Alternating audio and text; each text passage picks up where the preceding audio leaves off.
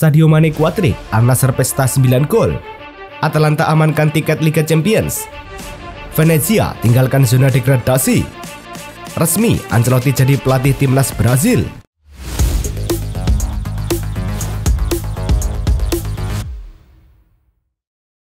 Halo Soccer Mania, kembali lagi di Blessing Soccer News. Kali ini kami sudah siapkan berita-berita terbaru seputar dunia sepak bola. Tentunya untuk kalian semua, selamat menyaksikan. Pertandingan antara Al Hilal melawan Ar-Raubah berlangsung di Stadion Al Mamlaka Arena. Alexander Mitrovic mencetak gol pada menit ke-28 usai menaklukkan kiper dengan tendangan terarah. Salem Al-Dawsari menambah keunggulan pada menit ke-65 dengan sebuah gol yang memperlebar jarak skor menjadi 2-0. Kayo menambah 2 gol di menit ke-90 dan 92, termasuk 1 gol dari titik penalti, memastikan kemenangan telak bagi tim tuan rumah. Dengan hasil ini, Al Hilal di peringkat kedua klasemen dengan total 68 poin. Sementara itu, Al-Arraubah tetap berada di posisi ke-16 klasemen dengan 16 poin. Al Nassr versus Al Ohdod dalam matchday ke-31 Liga Pro Arab Saudi di Stadion Prince Hadlul bin Abdul Aziz. Al Nassr unggul lebih dulu pada menit ke-16 lewat gol Aiman Yahya. 4 menit berselang, striker John Duran mengadakan keunggulan tim tamu jadi 2-0 berkat asis Yahya. Marcelo Brozovic lantas berhasil menambah gol bagi Al Nassr menjadi 3-0 pada menit ke-27. Menjelang turun minum, tim asuhan Stefano Pioli ini unggul 4-0 lewat penalti Sadio Mane pada menit ke-45+6. John Duran mencetak gol keduanya dalam laga ini, membawa Al Nassr unggul 5-0 pada menit ke-52. Tidak ingin kalah dengan Duran, Mane juga mencetak brace pada menit ke-59, Al Nassr unggul 6-0. Belum puas dengan 2 gol, Sadio Mane berhasil mengemas hat-trick untuk Al Nassr pada menit ke-64. Performa gemilang Mane berlanjut pada menit ke-74. Mane mencetak hat-trick yang membuat Al Nassr unggul 8-0. Kemenangan telak Al Nassr atas Al Ohdod ditutup dengan sepakan penalti Mohamed Maran pada menit ke-90+4. Al Nassr merangsek ke peringkat 3 dengan meraup 63 poin, sedangkan Al Ohdod tertahan di urutan ke-17 dengan 28 poin. Sheffield United versus Bristol City pada leg kedua semifinal Playoff Championship berlangsung di Bramall Lane. Kiefer Moore membuka keunggulan pada menit ke-41 dengan sundulan memanfaatkan tendangan sudut. Pada menit ke-52, Gustavo Hammer mencetak gol melalui tendangan yang sempat membentur bek Ross McCrory dan mengelabui kiper Max O'Leary. Callum O'Hare menutup pesta gol Sheffield United pada menit ke-83 dengan penyelesaian klinis hasil umpan silang dari Trace Campbell. Dengan kemenangan ini, Sheffield United memastikan kemenangan agregat 6-0 atas Bristol City dan melaju ke final Playoff Championship. Venezia versus Fiorentina dalam laga pekan ke-36 Liga Italia di Stadion Pierluigi Penzo. Valicante mengantar Venezia unggul 1-0 lebih dulu pada menit ke-60 dengan tembakan kaki kanan dari jarak dekat. Venezia menambah keunggulan jadi 2-0 pada menit ke-68 dengan sundulan Gaetano Oristanio dari jarak dekat setelah memanfaatkan asis Alessio Zerbin. 9 menit berselang, Fiorentina sempat memperkecil ketertinggalan jadi 1-2 dengan tendangan kaki kiri Rolando Mandragora. Dengan tambahan 3 poin, Venezia untuk sementara keluar dari zona merah dengan menempati posisi ke-17 klasemen Liga Italia. Duel Atalanta versus AS Roma pada lanjutan Liga Italia berlangsung di Gewiss Stadium. Atalanta membuka keunggulan pada menit ke-9. Sepakan Ademola Lookman menerima umpan dekat liar gagal dihentikan Miles Villar. Roma menyamakan skor pada menit ke-32 dari situasi corner. Umpan lambung Matias Sol ditanduk Cristante ke pojok kiri gawang. Atalanta meningkatkan intensitas tekanannya. Hasilnya pada menit ke-76 berkat sepakan keras Sulemana dari depan kotak penalti. Atalanta mengunci finish 4 besar dengan 71 poin dengan 36 laga, sementara Roma tertahan di urutan 6 dengan 63 poin. Alhasil, tiket Liga Champions musim depan pun dalam genggaman pasukan Gianpiero Gasperini. Ademola Lookman tengah menikmati musim terbaiknya di Serie A 2024-2025 untuk pertama kalinya dalam karirnya. Ia terlibat langsung dalam 20 gol Liga dengan rincian 15 gol dan 5 assist. Kontribusi ini menjadikannya salah satu pemain paling berbahaya di lini depan Atalanta, membantu timnya bersaing di papan atas klasemen. Dengan 20 keterlibatan gol, Lookman hanya kalah dari rekan setimnya Matteo Retegui 31 keterlibatan gol dan Romelu Lukaku 23 keterlibatan gol dalam hal kontribusi gol di Serie A musim ini. Kemenangan ini tidak hanya memastikan tempat Atalanta di kompetisi elit Eropa, tetapi juga mengakhiri rekor tak terkalahkan AS Roma dalam 19 pertandingan terakhir di Serie A. Kekalahan ini menjadi pukulan telak bagi AS Roma yang sebelumnya memiliki tren positif dengan 14 kemenangan dan 5 hasil imbang. Dengan 1 tiket Liga Champions tersisa, persaingan semakin ketat antara Juventus, Lazio, Roma, Bologna, Milan, dan Fiorentina. Pertandingan terakhir musim ini diprediksi akan sangat menentukan bagi tim-tim yang berambisi untuk tampil di panggung Eropa musim depan. UEFA resmi menunjuk wasit asal Rumania Istvan Kovac untuk memimpin duel final Liga Champions antara Paris Saint-Germain versus Inter Milan. Ia akan ditemani kompatriotnya Mihai Marika dan Ferenc Tunyogi sebagai hakim garis. Pria 40 tahun tersebut sudah pernah mengadili laga yang melibatkan kedua tim di musim ini. Duel PSG versus Inter di Munchen pada 1 Juni mendatang akan menjadi final ketiga di kompetisi antara klub Eropa yang dipimpin Kovac. Ia sebelumnya mengadili final Liga Eropa 2024 dan juga final Conference League 2022. Klub sepak bola Meksiko Monterrey secara resmi mengumumkan pemutusan kontrak dengan pelatih kepala Martin Demichelis. Keputusan ini diambil setelah Monterrey tersingkir di perempat final turnamen Clausura, yang membuat manajemen klub merasa perlu adanya perubahan untuk mencapai ambisi yang lebih tinggi. Demichelis telah memimpin tim dalam 43 pertandingan, mencatatkan 20 kemenangan, 11 hasil imbang, dan 12 kekalahan. Kepergian Demichelis berarti ia tidak akan memimpin tim saat menghadapi mantan klubnya di Piala Dunia Klub 2025. Bayern Munchen dilaporkan telah meningkatkan upaya untuk mengamankan jasa bek Bayer Leverkusen, Jonathan Tah.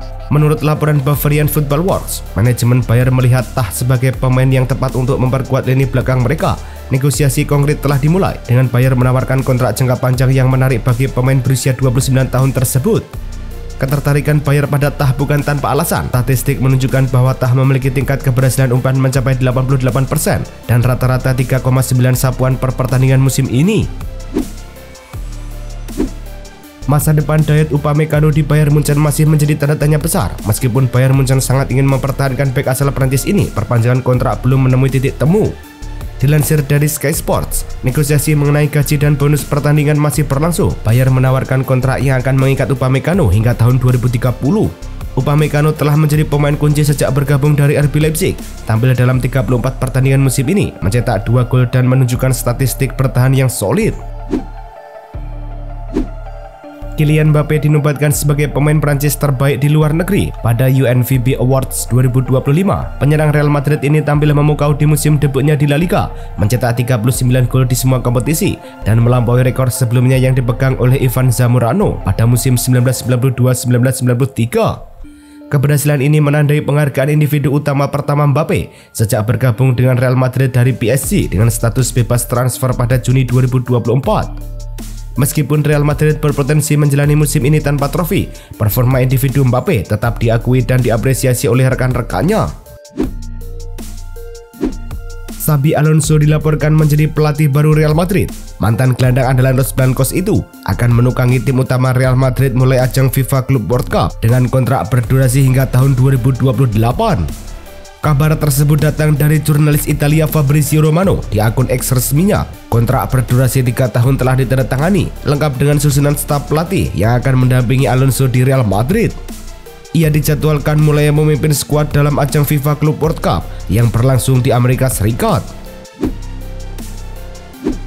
Carlo Ancelotti resmi diumumkan sebagai pelatih baru timnas Brazil. Entrenador Real Madrid itu akan langsung bekerja setelah Liga Spanyol musim 2024-2025 tuntas. Pengumuman itu disampaikan Federasi Sepak Bola Brazil CBF. Ia akan menjadi pelatih asing pertama yang memimpin Seleção sejak Filippo Nunes yang berkebangsaan Argentina pada 1965. Ancelotti dikontrak CBF hingga Piala Dunia 2026. Ia ditargetkan membawa Brazil menjadi juara dunia yang ke-6 kalinya atau pertama sejak 2002. Davide Ancelotti, putra dari pelatih Carlo Ancelotti, dikabarkan semakin dekat untuk menandatangani kontrak dengan klub Liga Utama Skotlandia, Rangers. Pria berusia 35 tahun ini yang telah mengumpulkan pengalaman berharga sebagai asisten pelatih di klub-klub top seperti Bayern Munchen, Napoli, Everton, dan Real Madrid di bawah asuhan ayahnya, kini siap untuk memulai perjalanan manajerialnya sendiri. Rencananya, Davide akan mendampingi Carlo ke Brazil untuk 2 pertandingan pertama tim nasional sebelum secara resmi mengambil alih posisi pelatih di Rangers. Real Madrid menghadapi pukulan berat setelah 2 pemain kunci mereka, Vinicius Junior dan Lucas Vazquez, dipastikan absen hingga akhir musim akibat cedera. Vinicius Junior mengalami kesleo pergelangan kaki kiri saat pertandingan melawan Barcelona, sementara Lucas Vazquez mengalami cedera otot pectineus kiri. Absennya kedua pemain ini tentu menjadi kerugian besar bagi Los Blancos, mengingat kontribusi signifikan mereka sepanjang musim ini. Vinicius Junior adalah mesin gol andalan tim, sementara Vazquez merupakan pemain serbaguna. Kabar gembira bagi para penggemar Barcelona, Hansi Flick, pelatih yang membawa harapan baru bagi klub, telah menyetujui perpanjangan kontrak yang akan membuatnya tetap berada di Camp Nou hingga Juni 2027. Kesepakatan ini yang dilaporkan oleh Fabrizio Romano telah mencapai tahap final dengan semua detail disetujui. Penandatanganan resmi diharapkan akan dilakukan bulan ini. Dengan 1 tahun tambahan di kursi kepelatihan, Flick memiliki kesempatan lebih besar untuk membangun tim yang solid dan menerapkan strategi yang telah dirancang. Raphinha, winger asal Brazil yang telah menunjukkan performa gemilang di bawah asuhan pelatih Hansi Flick, dikabarkan akan segera memperpanjang kontraknya bersama Barcelona hingga tahun 2029. Kontrak barunya ini akan menempatkan Raphinha dalam jajaran pemain dengan gaji tertinggi di klub sebagai bentuk apresiasi atas kontribusi besar yang telah ia berikan sepanjang musim. Menurut laporan dari Mundo Deportivo, meskipun beberapa detail seperti klausul pelepasan masih dalam tahap finansial, kesepakatan antara Raphinha dan Barcelona hampir rampung. Wojciech Szczesny punya kesempatan bertahan lebih lama di Barcelona. Kiper asal Polandia itu dapat tawaran perpanjangan kontrak dari Blaugrana usai tampil impresif menjaga gawang Barcelona. Dia sudah tampil 29 kali di semua kompetisi, 13 diantaranya mencatatkan nerbobol. Paling anyar, Szczesny mengawal gawang Barcelona dalam El Clasico kontra Real Madrid. Barcelona cukup puas dengan performa Szczesny sejauh ini. Blaugrana kabarnya berminat memperpanjang kontrak pemain berusia 35 tahun itu dengan tambahan durasi 2 tahun. Inter Milan dikabarkan akan mempermanenkan status Nikola Zalewski dari AS Roma setelah masa peminjaman yang sukses. Pemain sayap berusia 23 tahun asal Polandia ini telah menunjukkan performa yang meyakinkan sejak bergabung dengan Nerazzurri pada musim dingin lalu. Dengan kontribusi 1 gol dan 1 assist dalam 12 penampilannya, Zalewski berhasil meyakinkan manajemen Inter untuk mengaktifkan klausul pembelian yang termasuk dalam perjanjian pinjaman. Inter akan membayar 6 juta euro untuk pemain yang kontraknya dengan Roma akan berakhir dalam 1 tahun ke depan. Inter Milan dikabarkan akan segera meningkatkan intensitas negosiasi dengan Olympique Marseille terkait transfer pemain sayap asal Brazil, Luis Henrique. Menurut Fabrizio Romano, Inter telah mencapai kesepakatan pribadi dengan pemain berusia 24 tahun tersebut. Henrique sangat antusias untuk bergabung dengan proyek ambisius Inter dan telah memberikan persetujuannya, sehingga kini kedua klub perlu merampungkan detail akhir kesepakatan.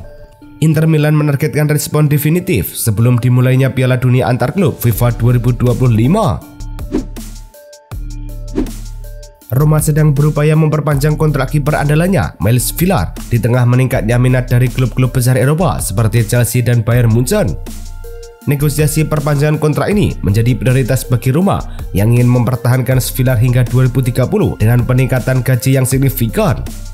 Performa gemilang Villar musim ini dengan mencatatkan 18 clean sheet dari 48 pertandingan telah menarik perhatian banyak klub. Tetapi Roma bertekad untuk tidak kehilangan pemain kunci mereka. Menurut Roma Press, Villar sendiri sebenarnya ingin melanjutkan karirnya di Roma.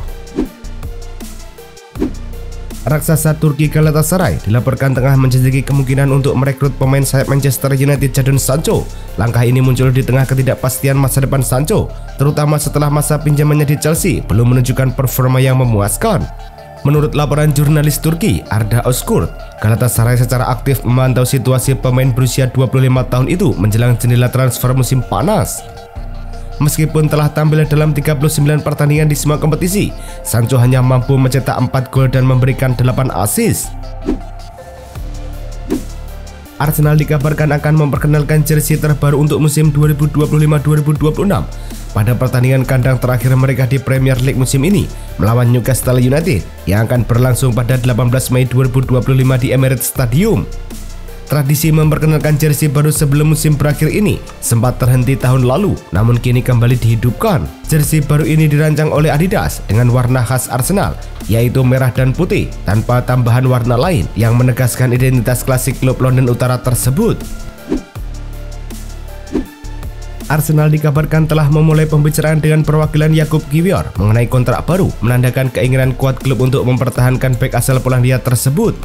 Kiwior telah menunjukkan performa yang mengesankan, terutama saat menggantikan Gabriel Magalhaes yang cedera di jantung pertahanan. Penampilan yang solid di Liga Champions telah menarik perhatian dari banyak pihak.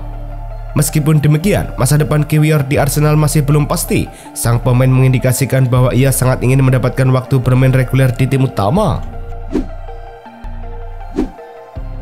Itulah tadi kumpulan berita-berita terbaru dari kami. Simak terus berita-berita terbaru lainnya dan jangan lupa like, komen, dan juga subscribe.